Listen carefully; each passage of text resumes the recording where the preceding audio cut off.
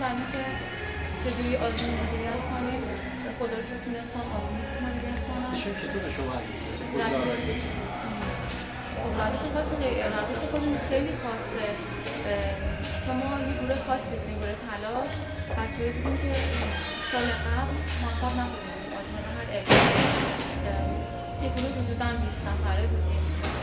بعد استاد با یک روش برنامه‌ریزی خاصی و بیشتر به انگیزه ما مخصوصاً کار می‌کردن، بحث رویکردن، بحث انگیزه.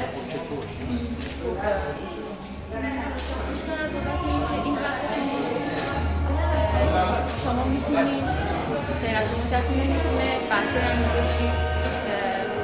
مثلا همیشه برام یه متنی نوشتم، برام متن می‌آوردم می‌دادم. خیلی همیشه صحبت، یعنی همیشه ما کلاس که داشتیم یه روستایی به استاد همین بحث درمانی انگیزه خیلی تاکید می‌کردم. کلاس ما کلاس فوق‌العاده عالی ما بحثمون قانون‌گذاری بود امسال، چون سال قبل به صورت مبسوط بود.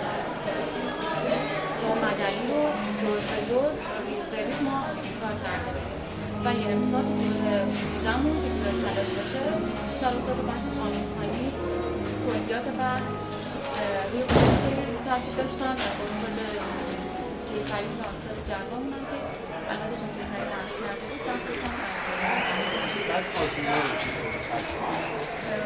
من فکر می‌کنم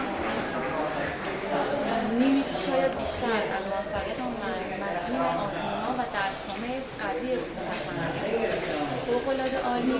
اینقدر این مطالب رو درسنامه تکرار می‌کردن که واقعا به معنی واقعی کلمه از تکرار کلمات خود دیگه خسته می‌شدیم. بعد اون دوستان می‌گفتن خیلی دیگه تکراری نیست مطالب، فقط باید این موفق بشید.